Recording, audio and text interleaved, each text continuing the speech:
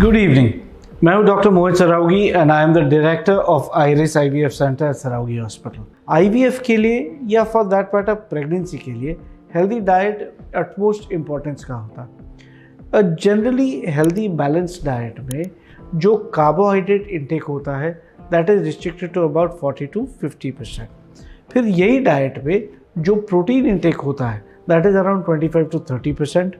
And जो balance होता है that comes from healthy fatty acids okay या हेल्दी फैट्स जो हार्ट के लिए हार्मफुल नहीं होता है। नाउ इसमें अगर पेशेंट में बॉडी मास इंडेक्स या बीएमआई जो बोलते हैं वो थोड़ा सा ऑन द हेवियर साइड है तो कार्बोहाइड्रेट इंटेक और कम किया जाता है। Now let's talk about foods which are healthy.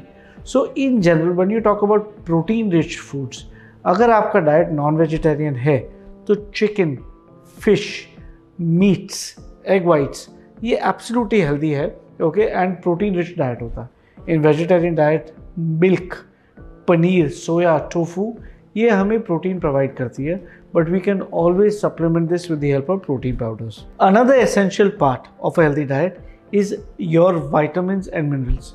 Now vitamins और मिनरल्स के लिए ग्रीन लीफी वेजिटेबल्स या एनी फूड प्रोडक्ट्स जहाँ पे कलर होता है, नेचुरल कलर होता है, आपके हो गए कैरेट्स हो गए, स्पिनिच हो गए, बीटरूट हो गया, these things are rich in antioxidants, they rich in vitamins, specially green leafy vegetables. Now ये हमें डाइट में बढ़ाना चाहिए। So when you have a healthy diet with a lot of salads हमें एंटीऑक्सीडेंट सप्लीमेंटेशन काफ़ी मिल जाता है and this will also improve the egg quality and the sperm quality. Then let's talk about things that we must avoid in the pregnancy period and in the 1 month before. So smoking and vaping is a strict no-no.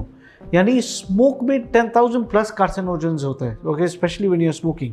ये अपने health को, overall health को भी deteriorate करता है but it can affect fertility in a very bad way. तो smoking and vaping बिल्कुल बंद कर देना चाहिए। Alcohol intake can be restricted, जैसे a glass of red wine once in a while या occasional social drinking is fine but heavy drinking can affect your libido and ये recommended नहीं होता है।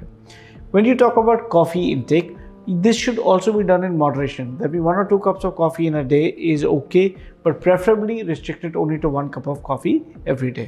The other things that we should discuss when talking about improving IVF success rates is one, sleep.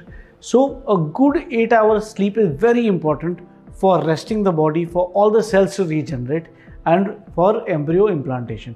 यानी हमें कम से कम 8 घंटा रोज सोना चाहिए। Then exercise in the immediate post transfer period हमें अवॉइड करना चाहिए बट इसका ये मतलब नहीं है कि आपको बेड रेस्ट की ज़रूरत है। आप घर में वॉकिंग एंड हमारे सारे रूटीन एक्टिविटीज़ यूजुअली कर सकते हैं। And lastly, sexual intercourse should be avoided in the 10 to 11 days after embryo transfer while things are stabilising. यानी 10 से 11 दिन एम्ब्रियो ट्रांसफ़र के बाद सेक्शुअल इंटरकोर्स अवॉइड करना चाहिए। आई होप ये वीडियो आपको यूज़फुल लगा हो। इफ़ सो हमारे चैनल को ज़रूर सब्सक्राइब करिए। Thank you and have a good day.